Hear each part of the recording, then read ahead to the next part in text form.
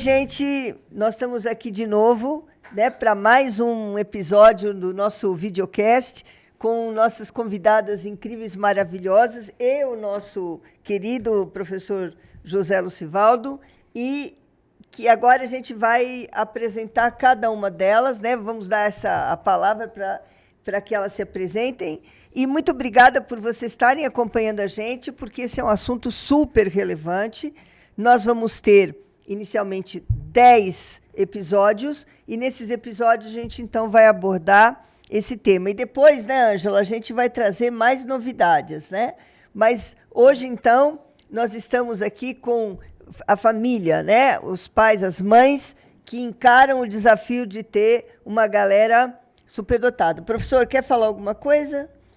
Não, só dar boa tarde para todo mundo e vamos começar então, vamos conversar. Ângela, é com você e aí a gente puxa as nossas convidadas. Então, me apresentando rapidamente, sou a Ângela Virgolin, sou fundadora do Instituto Virgolin para Altas Habilidades e Superdotação, que fica aqui em Brasília, né?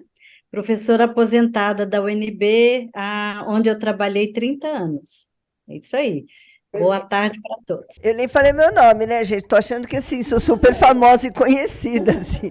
Depois vocês pegam o QR Code e entram no meu currículo aqui. Vamos lá. Mas é isso aí, querida. E agora, vamos primeiro à nossa convidada online. Vamos lá, Fernanda. Você, querida. Prazer, boa tarde para todos. Meu nome é Fernanda. Eu sou mãe do Lorenzo, que participou do primeiro videocast de vocês. E é isso. Mãe de um pequeno gênio, mãe de uma criança superdotada, mãe de uma mãe que passa por um grande desafio. É isso aí, daqui a pouco nós vamos comentar, entrar nos detalhes sórdidos aí, positivos e os desafiadores também, né? Queridas, vocês, quem quer falar primeiro? Boa tarde, eu sou a Jaqueline, sou mãe da Bruna, de 17 anos, e do Rafael Assis, de 12 anos. Eu sou a Tatiele, mãe da Gabriele, que estava no programa na semana passada. Tenho 3 filhos aqui na escola, a Gabriele, o Gustavo e o Guilherme, Gabi com 16, Guilherme com 10 e o Gustavo com 12. Bom, a ideia é trazer aqui a família, a gente conversar um pouco sobre quais são os desafios, né? Primeiro, assim, eu acho que valeria a pena, Ângela, o que você acha? A gente começar dizendo como é que vocês perceberam que a garotada era diferente, tinha interesses diferentes, tinha... No começo, não sei se a gente pensa em altas habilidades, mas começa a perceber que é diferente. E aí, sem o rótulo ainda de altas habilidades, mas assim, como é que você notou que, putz, é uma criança com outros interesses, com outras atividades, com outro perfil? Quem quer falar primeiro, gente? Bom, posso falar. A minha primeira experiência foi com a Gabi. Eu notei que ela era diferente porque, na verdade, não era algo que, nossa, me surpreendeu positivamente. Ela demorou muito para falar. Até os 2 anos, ela não falava quase nada. Nada. E, assim, uma coisinha ou outra, como mamãe, água, alguma coisa, assim, muito, muito básica mesmo. Aí a gente fez uma viagem e ela sempre gostou muito de assistir programas de natureza, essas coisas. E a gente foi para Pereira Barreto, onde tem o rio Tietê, ele vira uma grande lagoa, né, um imenso. E eu fiquei brincando com ela que parecia um mar, e ela falou peixe-boi. E ela passou o dia inteiro, peixe-boi, peixe-boi, peixe-boi. Aí, à noite, a gente estava assistindo no mesmo dia, assistindo televisão, eu troquei de canal, ela falou assim, por que você trocou? Eu gosto daquele desenho. A criança fala. Como assim a criança fala? Aí a gente fechou, assim, surpreendente. Tanto que na próxima consulta com o pediatra, ela conversando com ele, ele falou, quando que ela começou a falar? Eu falei, foi essa semana. Foi assim. A Gabi sempre teve isso de clique, sabe? Tipo, às vezes não sabe fazer algo, passa 1, 2 semanas e, de repente, ela descobre como é que faz a coisa. Daí, com o Gustavo, a gente notava que, assim, ele, por outro lado, já foi sempre muito ativo. Aos 9 meses andava, há 1 ano falava tudo e não parava de falar, e sempre muito ativo e muito bom, assim, com esportes e com dimensões, sabe? Assim, a percepção espacial dele é excelente. E o Guilherme também, sempre muito curioso, também bastante precoce, tanto na leitura quanto na fala, mas a Gabriele foi quem mais assustou, assim, até porque era a primeira filha, foi o maior choque. Claro. Bacana, bacana. E você, querida? O meu, assim, a Bruna foi primeira filha, eu era nova também, então a princípio não era um susto. E assim, a Bruna, eu sempre comprei muito livro, li história para ela. Ela com 3 anos, ela virou para mim e perguntou: "Da onde você tira essa história?" Eu falei, aí eu expliquei, é do livro, tá escrito. E aí ela, eu quero aprender. Aí eu lembro que eu ensinei a família do B, do C, do D. Dali por diante ela foi sozinha. E com 4 anos ela já lia. Ela não escrevia, mas ela lia. Porque ela sempre foi de pular a fase. Ela primeiro aprendeu a andar, depois gatinhar. E aprendeu a falar, depois para escrever, né? E agora, e assim, já o Rafa, ele foi muito querendo acompanhar a irmã. Então, ele sempre quis estar no mundo da irmã. Então, ele sempre procurava as coisas para entrar no mundo dela. E ele era, assim, que ele conversava com o adulto, mas a conversa dele não era compatível com a das crianças da idade dele.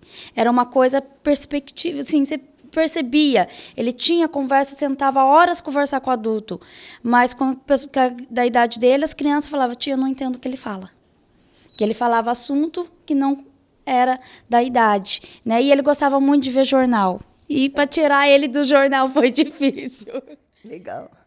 Muito bom. Fernanda, você, meu amor, e aí? O Lourenço, ele é filho único, né? Ele é produção independente. Eu fiz uma fertilização, né? E eram 2, aí ficou só ele. E quando ele nasceu, com 2 meses, ele foi fazer um ensaio fotográfico. E aí a moça que tirava foto, ela falou assim: esse neném, ele tá me seguindo. Ele sabe quando que eu vou bater a foto. Eu falo assim: não existe isso, é coincidência, né? E a moça ficou assim: não, ele tá me seguindo. Ele sabe exatamente a hora que eu vou bater a foto, né? Mas aí passou, foi indo. E o Lourenço era um bebê muito quieto. Ele não chorava. Ele era muito observador. Era difícil ele ficar nervoso a ponto de chorar. Ele observava demais. E aí ele foi indo tendo evolução, começou a falar umas palavrinhas com 7 para 8 meses. Errado, né? Mas falava. E quando ele tinha mais ou menos 1 ano e 1 mês, um vizinho meu tirou sarro dele do jeito que ele falava. Porque às vezes ele começava a falar e aí ele falava muito rápido, ele atropelava, comia as palavras, saía uma língua meio estranha, né? E aí ele ficou 1 mês sem falar. E quando ele voltou a falar, ele voltou a falar correto. Ele voltou a falar tudo certinho, praticamente, né?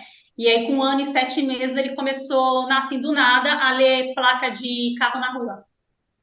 Então, ele começou com os números e, na sequência, as letras.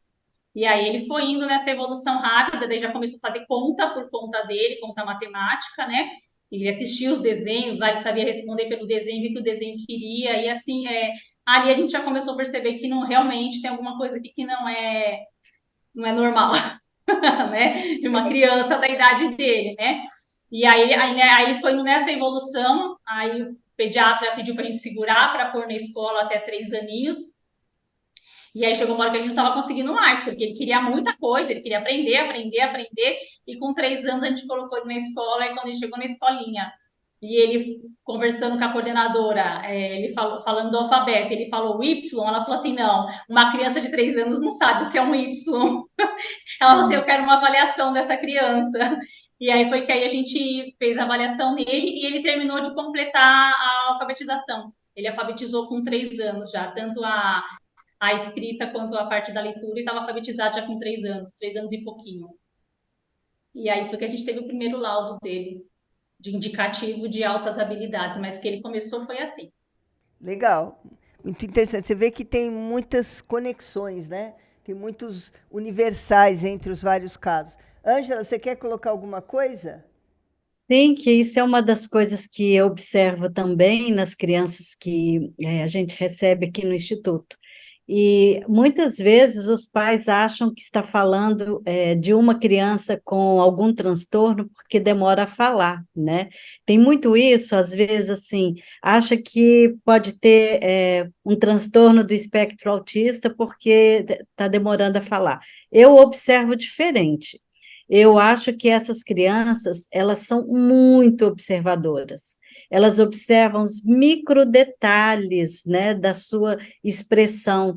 Então, ela sabe se você está fazendo uma cara assim um pouco diferente e ela quer a todo custo evitar uma bronca, evitar alguém falando assim, não, você errou alguma coisa. Então, elas observam primeiro e depois, quando começam a falar, elas já falam sem nenhum erro, corrigindo a gramática de adulto, se deixar, né?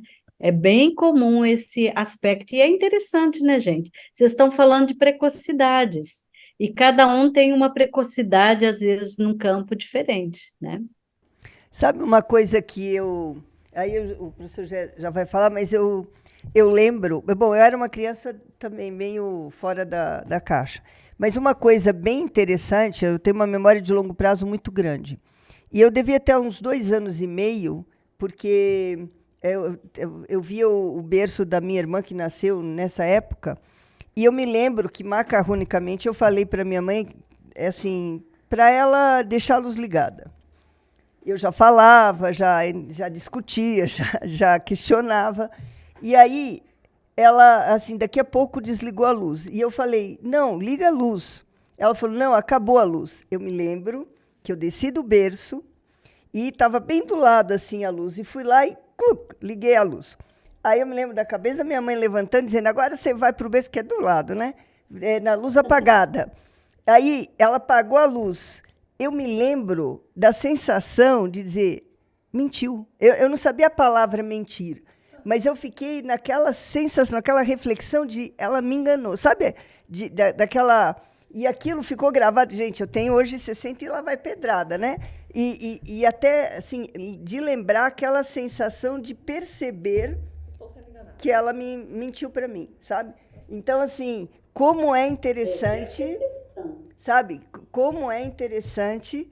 E os adultos, muitas vezes, pensam assim, essas crianças... É coisa de criança, deixa quieto. Não é. Realmente a criança está entendendo, está questionando, pode estar certa ou pode estar errada, mas ela está interagindo com aquele conceito, com aquela questão, e, às vezes, para os pais é difícil. Como é que minha mãe ia adivinhar que eu, né, ia gravar? Imagina, né? Você fala que vai. Mas, com criança com outras habilidades ou com superdotação, funciona diferente. Ela efetivamente está interagindo com aquilo. Ela realmente está ouvindo, interpretando, avaliando, analisando, e aí você tem que tratar com seriedade, dizer, não, a coisa funciona assim. Então, não, agora você vai para a cama porque eu falei que não enganar, entendeu? A sensação que fica para a mãe é, por que na minha vez tinha que ser tão difícil? Poxa, por quê? Tudo tem que ter uma explicação, tudo tem que ter um motivo, tudo tem que ter um porquê, e tem que ter uma sequência. Sim. E é muito difícil você mudar a sequência ou a explicação depois que você já pôs alguma coisa e disse que é assim. Depois você tem que explicar o porquê que mudou. Exatamente. Então e a pergunta sempre vem, então você estava errada antes? E assim, engraçado assim também, percebe que parece que a criança está te desafiando. Sim. Mas não é que ela está te desafiando. Ela está mostrando aquilo. Que às vezes a gente, muitas vezes, estamos errados também. Claro. Né? E assim, mostra. E para outros que vê que não entende, acho que é uma falta de educação, que é uma falta de respeito, que é um desafio. E não é. É uma postura que a criança tem de curiosidade, de o porquê, mas para quê. Eu entendo que para fazer aquilo tem que ter a explicação adequada, o motivo adequado. Não é aquilo que você vai fazer e pronto. Tem que entender. Eles têm que entender o porquê que eles querem. Você quer falar, Fernanda? O Lorenzo, ele já não tinha ele não teve esse perfil de desafiar, ele nunca teve. Ele ele era meio maduro em certos aspectos desde pequenininho, né? Então, assim, é uma criança que você conversava, você explicava, ele entendia. E ele não ficava questionando, mas, assim, quando ele trazia uma pergunta, eu sempre tentava responder, como dizia uma prima minha, que era psicóloga, ela falava assim, nunca minta. Responda de acordo com o que ele perguntou, de forma simples e objetiva. Se ele estender, você estende a resposta, mas você tente ser simples, simplificar. Então, sempre foi assim, né, nessa linha de conversa. E ele tem um senso de justiça absurdo, assim. Por exemplo, ele não admite injustiça. É um senso de justiça, assim, ele não admitiria um amiguinho, desde pequenininho, ele chorava quando um amiguinho respondia um professor. Aquilo doía nele ver um absurdo, ele achava um absurdo uma criança responder ou desobedecer um professor.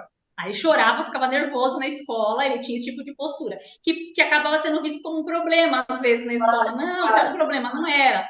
Era o emocional, aquela coisa do senso de justiça dele, e muito correto, assim, ele era metódico com as coisas dele. Se ele arrumava uma coisa, ele queria tudo arrumadinho. Então, se os coleguinhas viessem bagunçassem, também aquilo para ele desestruturava o mundo dele, aquilo que ele estava preparado. Mas, assim, nessa questão de desafiar, ele nunca teve. Ele nunca foi uma criança que...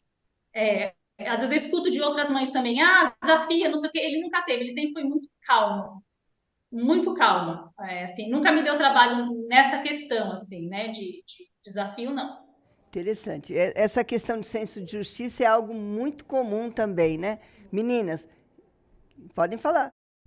Ela foi falando, todo mundo já foi assim, aparecendo com vontade de falar. Eu vejo assim, que nem teve uma vez que o Rafa fez uma brincadeira com um amigo, o amigo ficou chateado, foi conversado com ele, ele teve febre, aquele dia acabou o dia dele, porque ele se sentiu tão ali e deu febre nele, levei médico, não era nada, era o emocional. Se vê, ele sente que nem vê uma pessoa na rua, coisa assim, aquilo ali, o emotivo dele, tanto dele quanto da Bruna, a sensibilidade é muito grande. Isso eu percebo muito. Eu acho que essa sensibilidade, ela explica muito das altas habilidades, né? É uma sensibilidade à flor da pele para qualquer coisa. Se você dá um estímulo que é desse tamanho, a reação vem deste tamanho, né? Não é simples, não. Zé?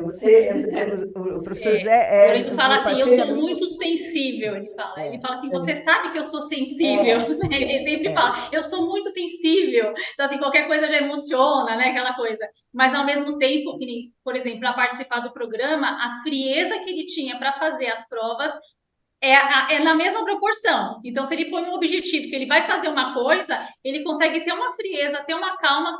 Eu não entendo, eu não consigo. Não, mas... Você tá assim, né? Você tá morrendo e ele tá lá assim, pá, e vai. E assim, é a mesma coisa se ele vai fazer uma Olimpíada. Ele põe na cabeça que vai fazer, ele vai lá, é uma frieza, assim. Eu falo assim, não sei de onde que vem. É a concentração, né? A concentração. É que assim, uma coisa é o emocional pessoal, outra coisa é o desafio. O desafio é bom, gosta de desafio, não dá nervoso, porque curte o desafio. É assim, quando fala assim, vamos fazer uma situação nova, eu fico assim... o que eu estava comentando é que o professor José, que a gente é parceiro há 30 anos, ele sabe como eu fico, assim. Mas...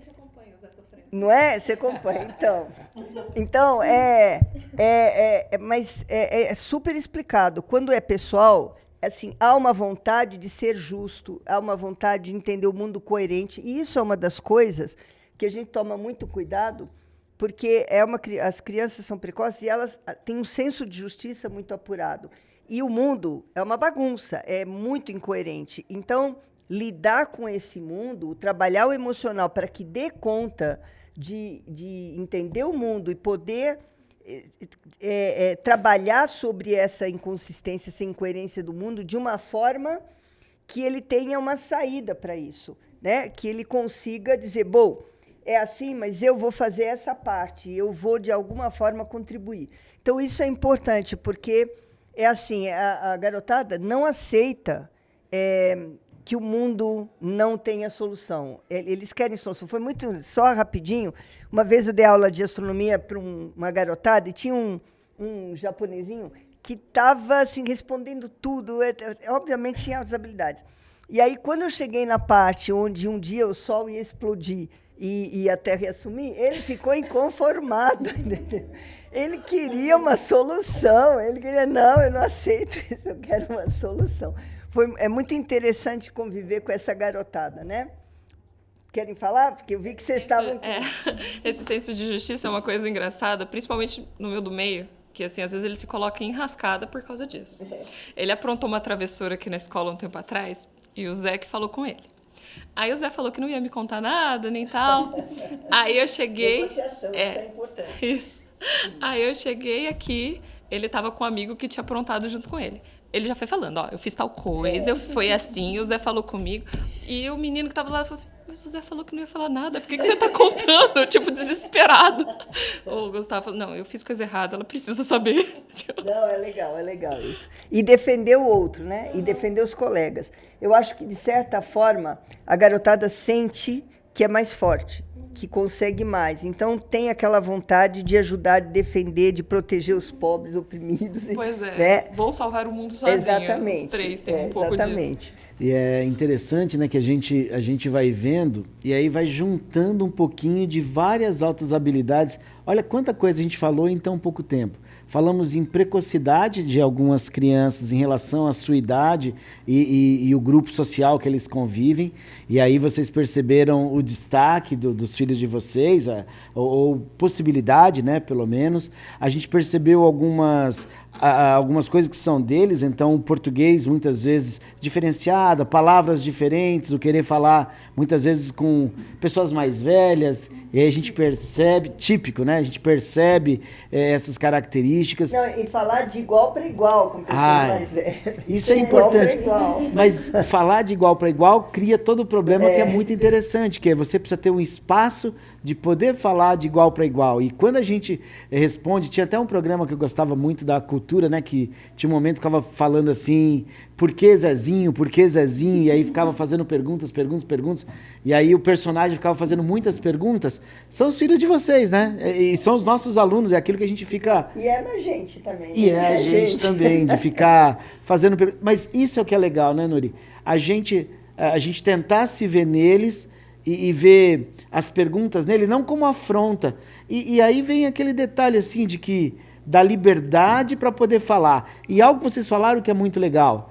E a gente também, como professor, a gente não precisa ter todas as soluções e vai colocando as coisas gradativamente. Porque às vezes ele está te fazendo uma pergunta que não é que você tem que saber tudo daquilo, mas se você der o próximo passo que você sabe, ele vai atrás dos outros degraus.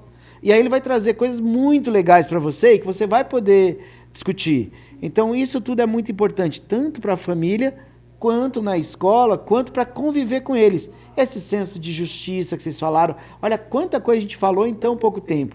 Esse senso de justiça. Que é comum, né? E que é comum a todos. Tudo isso são características comuns, né? E além do senso de justiça, algo que é muito importante, que também todo mundo estava comentando, que é aquela coisa assim de...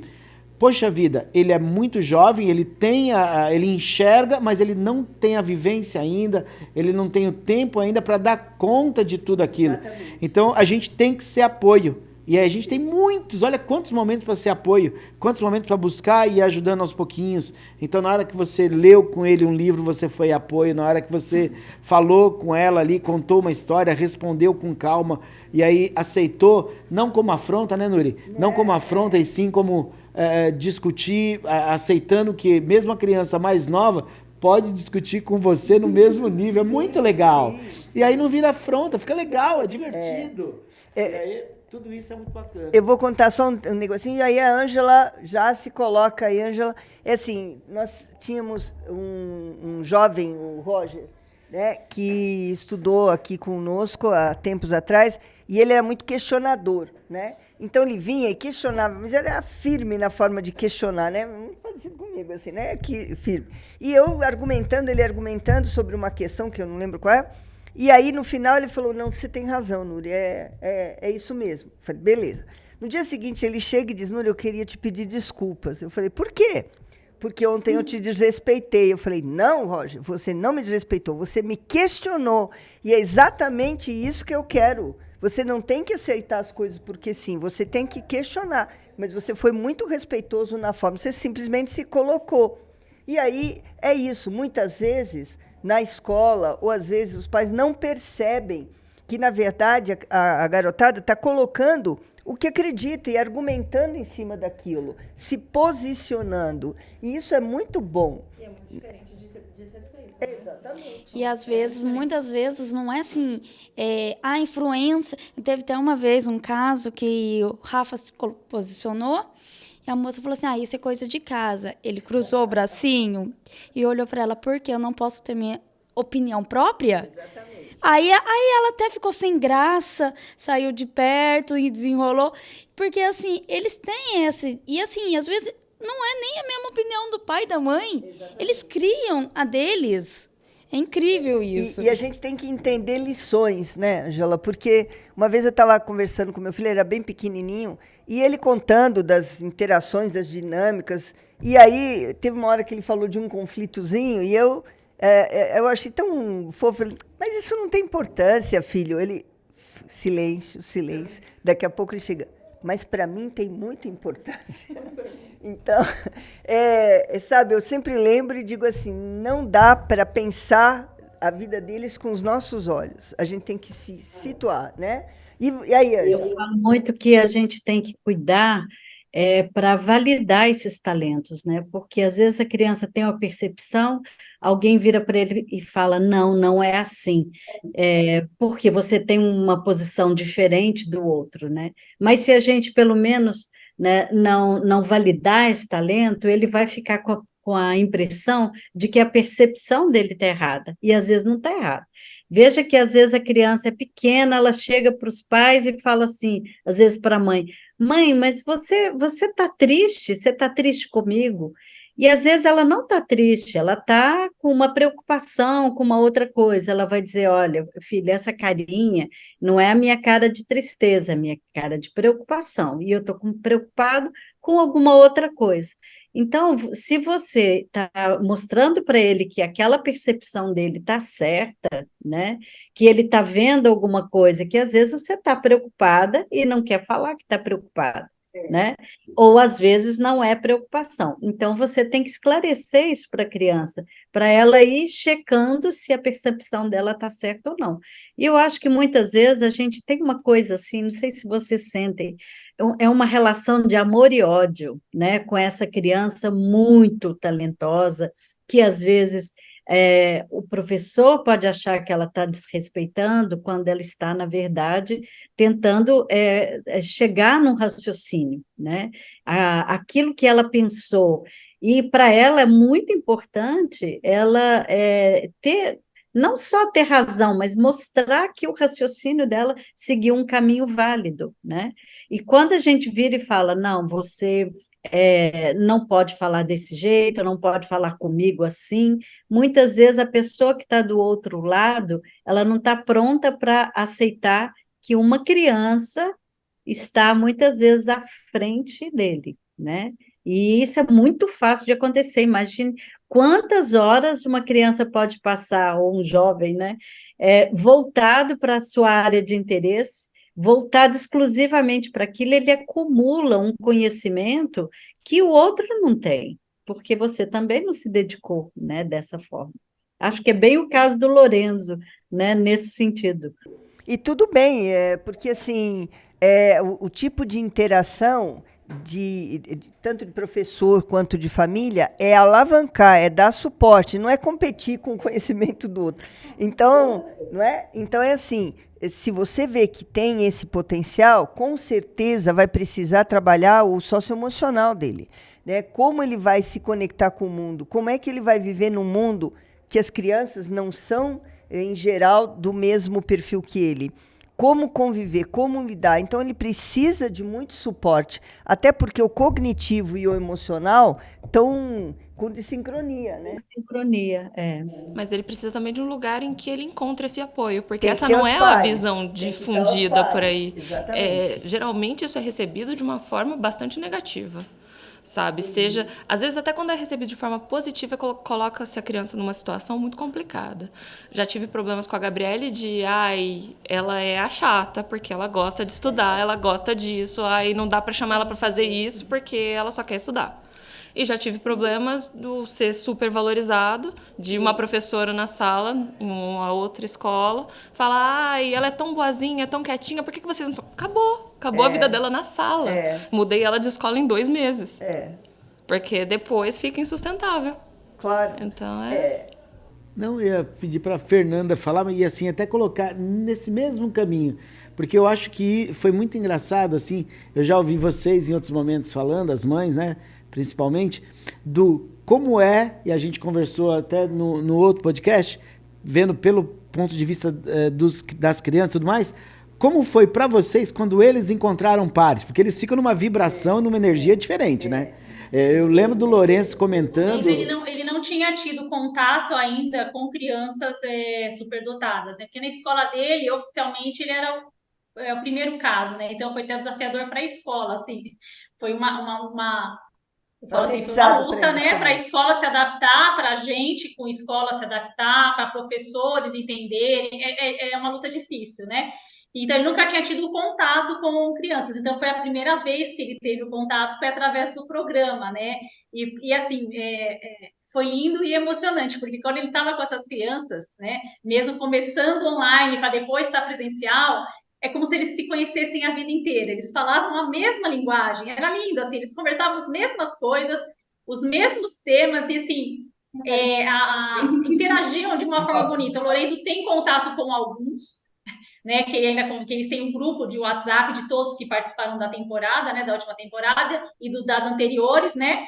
Tem os que ele conhece pelo Soroban que faz, e tem o Filipinho, que foi da equipe dele, que inclusive sábado estava em casa, porque eles falam que eles são irmãos gêmeos, eles brincam, porque assim, gosta das mesmas coisas, a mesma interação, e assim, quando eles estão juntos conversando, não existe ninguém na volta deles, assim, você esquece, você está fora, você é um peixe fora d'água, eles nem ignoram a existência de qualquer outra pessoa. E e ele teve essa oportunidade, assim, e para ele fez muito bem isso.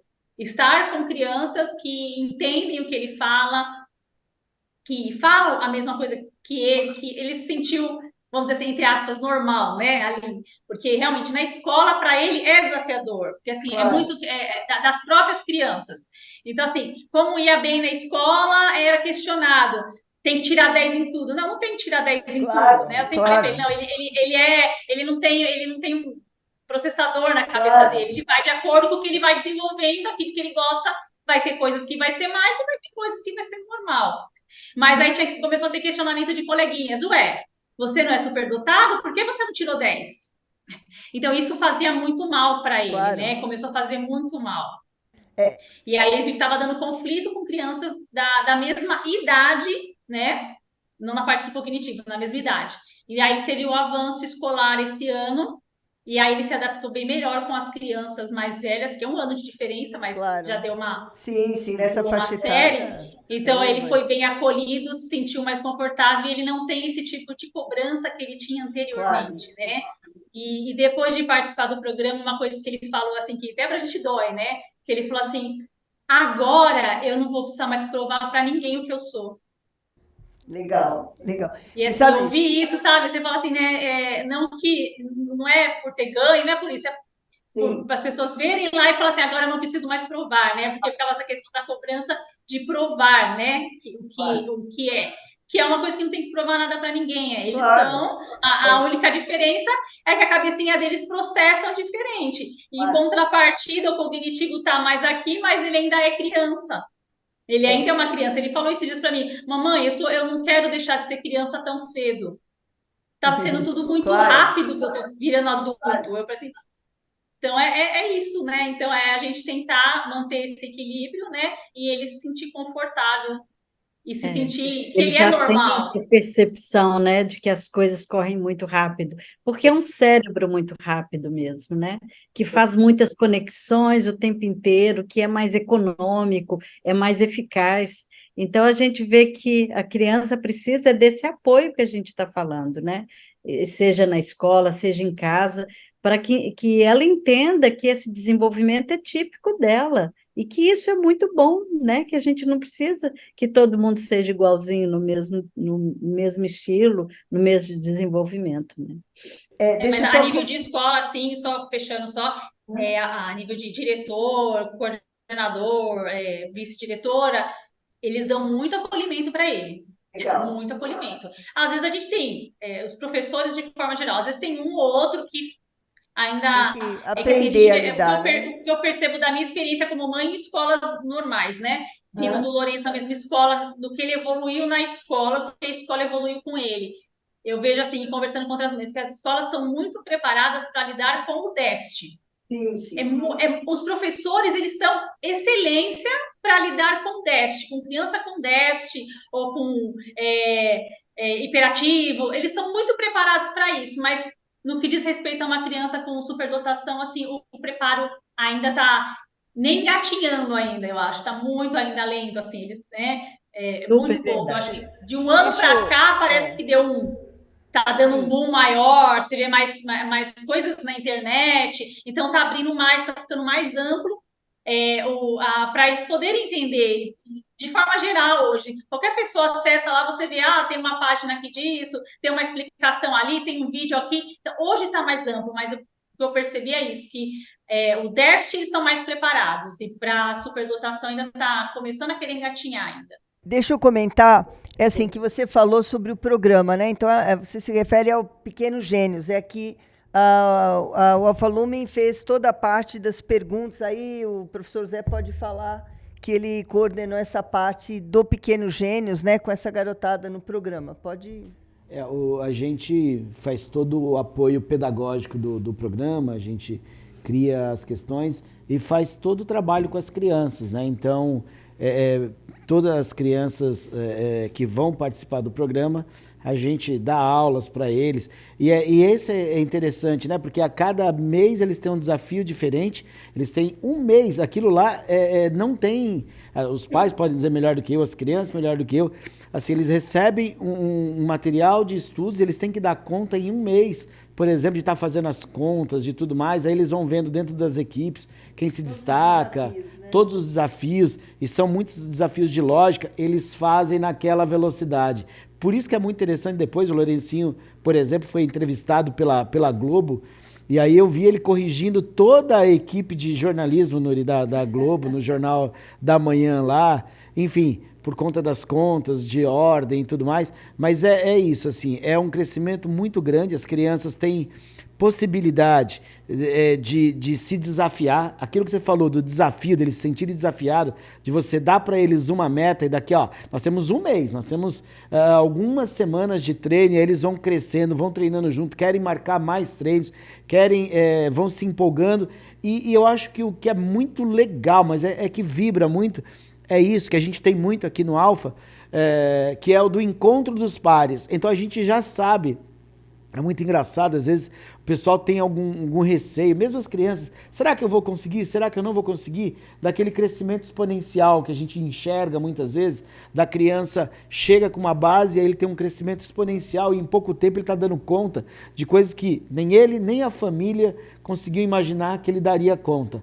Então é muito legal você trabalhar, né, com as altas habilidades e estar enxergando isso, e a gente tem isso aqui muito no Projeto Escola, porque tem muitas ações em que a gente acaba enxergando isso, seja na Olimpíada, isso que você falou da Gabi, eu lembro de uma aula da Gabi que eu estava dando, a gente estava se preparando para ir para a China, e aí estava a Olimpíada de Matemática na China, estava com o terceiro colegial, com alunos brilhantes que foram medalhista o Vitor, que foi medalhista brasileiro, internacional de economia, estava com o Miguel, que foi medalhista para OBA, enfim, fazia parte de um grupo gigante. Não, mas eu quero dizer que a Gabi estava ainda no 9º ano e ela estava assistindo aula. Quando ela entrou no 9º ano, as outras crianças, que eram todos esses geniais também, falaram assim, Zé, mas ela tá ali. Eu falei, deixa ela ali, vamos ver as perguntas que ela vai fazer. Ela não tá atrapalhando e vai fazer. Ela entendia. Só dela entender o que a gente já estava falando ali, era num nível tão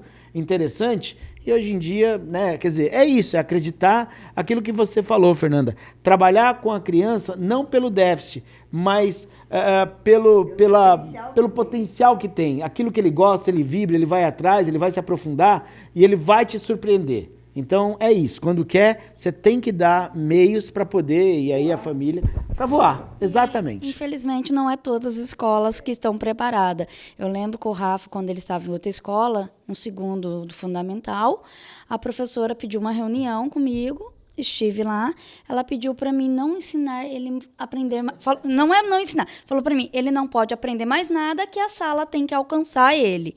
Eu, como assim? Ela, porque tá muito desequilíbrio, conteúdo de matemática ele tem 1 ano avançado, de história e geografia 2 anos, então não dá. Aí foi um momento que eu fiquei em choque, falei para ela, não tem como eu falar pro meu filho não vá aprender, né? Falei para ela, eu sinto muito, isso eu não vou fazer. Mas, olha, é interessante a gente ver que os professores não recebem esse conhecimento sobre altas habilidades no curso de graduação. Então, não tem para psicólogo, não tem para professor, não tem para ninguém. Se você quiser conhecer um pouquinho mais, a pessoa tem que ir atrás, buscar cursos, né? Assistir nosso videocast, né? Assistir nosso videocast, né, Ângela? E também, né? Então, essa é a forma que eles têm de buscar esse conhecimento, porque não é dado na escola. Então, a gente exige do professor, na verdade, a gente tinha que estar exigindo do sistema, né? Do MEC, do governo, para que isso seja colocado como obrigatório nas escolas. É uma das coisas que a gente está falando no Conselho Nacional de Educação atualmente, né? Que é uma das exigências que a gente faz para a área das altas habilidades. Tanto é que É por isso que eu falei que tá gatinhando, né? Por isso que eu falei, está gatinhando. Não que os professores não querem, às vezes não tem a experiência para lidar com uma criança assim. É que eu falo assim, o Lourenço, depois que hoje ele tem, que nem a escola, o que você quer? Sempre foi assim, o que você quer? Ah, você quer astronomia? Ele já fazia aula de astronomia com as crianças mais velhas, ele era novinho e abria exceção para ele. Ah, aqui é aprofundamento de matemática, então daqui é o aprofundamento de matemática. Então, tudo que foi sendo possível oferecer para ele, eles tentaram oferecer, tentou uma dinâmica. No começo teve uma resistência, mas depois foram se abrindo as portas. Hoje ele tem, claro, tem a grade normal e à tarde ele tem várias atividades que ele faz. Então, para suprir, que é o que a escola tenta se adaptar, porque colocar um PEI hoje numa escola para uma criança é muito difícil. Ainda mais quando é um sistema apostilado. Não dá, eles não conseguem, não tem como. A escola se adaptar para isso. Mas aí tenta suprir de outras maneiras. Então, assim, nessa parte ele é muito feliz na escola que ele está. O problema dele não era com a escola nem professores. Eu vejo que o problema mais é com as crianças, o que vem até dos próprios pais, às vezes, que não entende que a criança é assim, né? De chegar a questionar até para ele, falar assim para ele, a sua mãe te obriga a ficar estudando? Gente, aí ele chegar para mim e contar, mamãe, a mãe de fulano veio me perguntar que eu podia falar para ela se você obrigava ela, eu me obrigava a ficar estudando, né?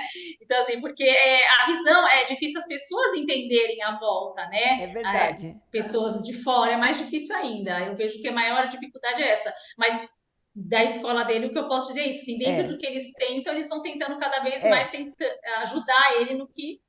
É importante que todas as instituições tentem, né, se preparar para dar conta dessa garotada, até porque, assim, usualmente se diz que 5% das crianças são superdotadas. Eu discordo, eu acho que é 10%, porque, na verdade, a gente trabalha com altas habilidades em múltiplas inteligências, né, Ângela? Então, assim, é um volume de crianças que precisa ser apoiado, né? Se justifica. Gente, nós temos 5 minutos só, porque o papo é muito bom. A gente, né, fica a tarde inteira conversando, passa rapidinho. Então, eu vou passar a palavra para cada um para ir encerrando. Vamos lá, querida. Uma coisa que eu queria falar, que o Zé comentou da Gabi, né, no 9º ano, que ela assistia a aula em outra sala, é ressaltar a importância de encontrar um lugar como a gente encontrou o Alfa. A Gabi sofreu bastante antes de chegar aqui. E quando ela chegou aqui no 6º ano, e foram oferecidas eletivas, né, são 42, se eu não me engano, atualmente. Eletivas, E, assim, ela pôde experimentar todas, e nas que ela se saía melhor, ela foi avançando, e às vezes assistia a aula em salas que eram muito mais velhas do que... O pessoal era muito mais velho do que ela. O que fez com que ela, sabe, tivesse uma admiração e uma vontade por saber mais daquele assunto que ela já gostava. E também o acompanhamento do Zé e dos professores aqui, o Emanuel, super importante, assim, uma coisa que ela adora, que ele fala na sala, é que ninguém é especial. Isso torna todo mundo especial, de uma certa forma. Então, assim, ela se sentiu em casa. E o Gui também, né? O Gui começou aqui, e uma coisa que eu gostei muito que vocês fizeram foi que ele estava logo no infantil. E ele estava se sentindo, ele sabia ler e tal, e ele não estava se sentindo bem na sala em que ele estava. Aí eu fui falar com você, você falou, não, traz ele para falar comigo. E daí você conversou com ele, só com ele, o Zé estava junto, e falou, não, a gente vai adiantar ele porque ele precisa de uma outra sala. Então, essa visão, assim, essa criança precisa de mais, ou só mais nessa matéria ou naquela outra, é absurdamente importante. Se sentir acolhido, assim, é realmente muito importante até para a família. Eu trago eles aqui pensando, não, eles estão bem, eles estão no lugar em que estão olhando para eles. Não, e não é tão complexo, né? Na verdade, tem que ter esse olhar, tem que ter o conhecimento para você chegar nessa pegada. Né? Então, é algo passível de ser replicado, e, em certa medida, esse nosso bate-papo, depois com professores, depois os cursos que a gente vai viabilizar, são uma forma de dar uma orientação, de dizer, olha, gente, um caminho é esse. Né? E aí a garotada consegue florescer de forma equilibrada, consegue florescer seguro, se conhecendo, sabendo do seu potencial e sabendo como aplicar esse potencial de uma forma produtiva, construtiva, que traga para o mundo benefícios, que traga para o grupo, para o mundo, que aquilo que ele é, aquilo que ele tem, vai contribuir para um mundo melhor. Então, assim, ele ganha um propósito, ele ganha uma aprendizagem com sentido, né? E com sentido, sabe? Então, é uma aprendizagem com sentido, eu quero aprender. Né? Então, isso é o que a gente vai, aos poucos, trabalhar, porque assim, é a forma de ver, é o conhecimento. A partir do momento que tem um conhecimento, flui, né? Flui. Né? Bom, obrigada, que senão eu já estou falando de novo, daqui vai para 1 hora. Você, querida.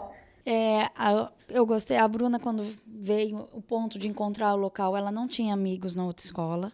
Ao contrário, daqui tem um grupo de amigos que não desgruda. Já, como está no terceiro médio, já está até chorando, porque cada um vai para uma escola. E a mesma coisa o Rafa. O Rafa encontrou pessoas. Lá na outra escola, ele brincava, mas a brincadeira tinha que ter regras, aí ele saía da brincadeira chateado. E aqui não, aqui ele encontrou pessoas que pensam como ele, então, e até falo, se deixar dorme aqui, eu tenho que caçar ele todo dia na escola para ir embora, e não adianta ligar pro celular, que o celular nesse horário não funciona, nunca atende, mais isso.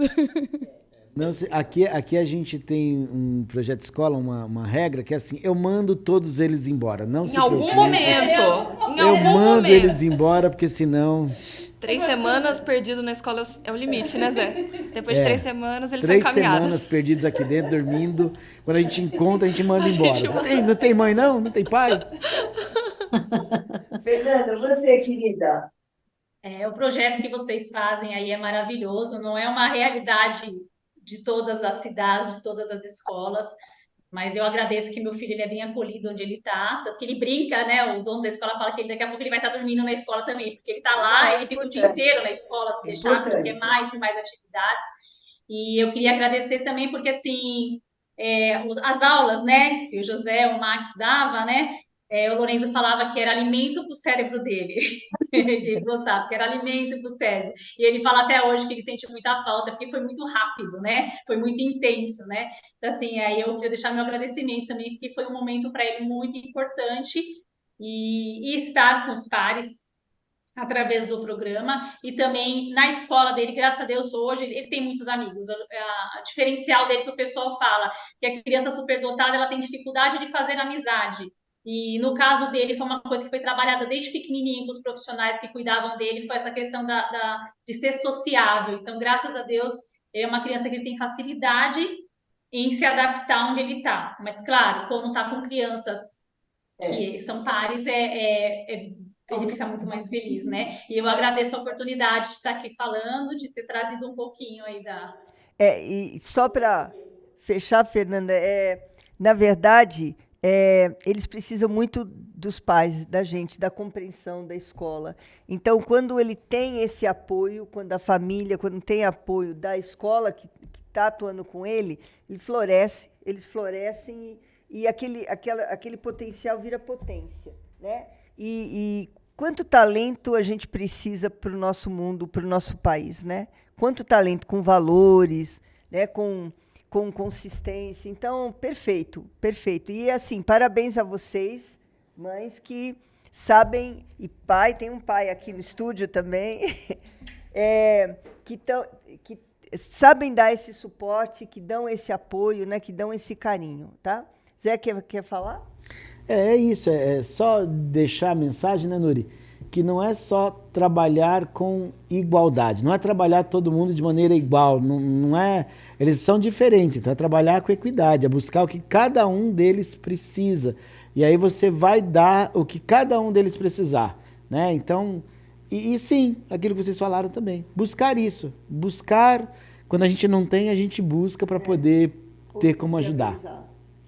Ângela, querida, Master, a Ângela, a gente está combinando para ela vir logo, logo, ao vivo e a cores aqui no estúdio, viu? Com certeza, estou esperando esse dia. Mas isso que a gente falou aqui é muito importante, porque falamos o tempo todo sobre o acolhimento, né? A diferença que faz quando a criança tem um local onde que ela é bem acolhida, onde ela é entendida como esse ser humano lindo que ela é, né? Com as suas idiosincrasias, peculiaridades, o seu jeito de ser. E eu vejo, a Fernanda comentou assim, né? Que na pandemia começaram a surgir os cursos, um vídeo aqui, pessoas ali, e eu vejo que muita gente parou naquele momento para dizer o que é que eu faço, às vezes na minha escola, às vezes numa prática particular, e que eu posso mostrar para o mundo. E o Instituto Virgolim também foi criado assim, né? Primeiro que a gente gostava muito do mote que tem no Alfa Lumen, que é aqui dentro tem um Brasil que dá certo. Então, eu penso assim, todo mundo poderia fazer alguma coisa para dar certo, para acolher melhor essas crianças, né?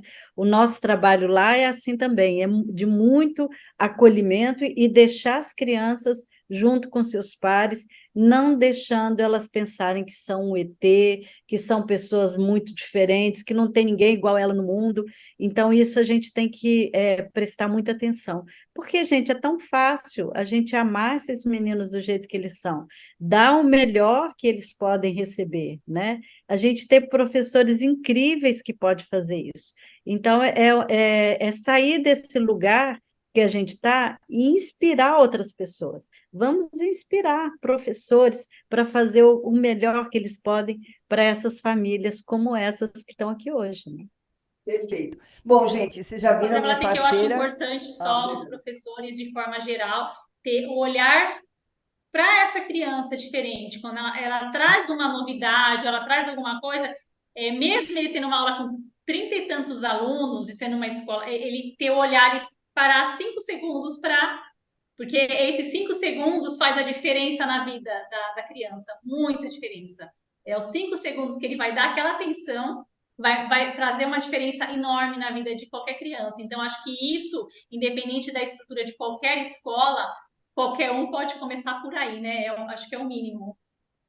Bom, Fê, eu acho que os professores têm que olhar 5 segundos para todas as crianças, né? E saber como agir para cada uma delas, né? É o tema do nosso episódio 3, Nuri. Então, nosso próximo episódio vai ser com professores, tá?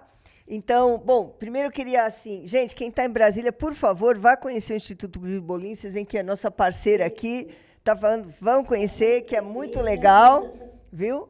E assim, vão acompanhando, a gente vai deixar, né, esse material na internet para vocês assistirem e podem mandar perguntas, a gente vai respondendo, né, Ângela? Podem mandar ideias, podem mandar sugestões e, bom, quero agradecer muito as nossas convidadas, que assim foram excepcionais, a nossa querida parceira Ângela, o professor José, que é o único homem aqui do... Hoje está filho único aqui. A nossa equipe aqui, ao pai que está aqui nos bastidores, que não pode aparecer porque quebrou o pé. Então, e a vocês que nos acompanharam, super obrigada. E até o próximo episódio, gente. Valeu!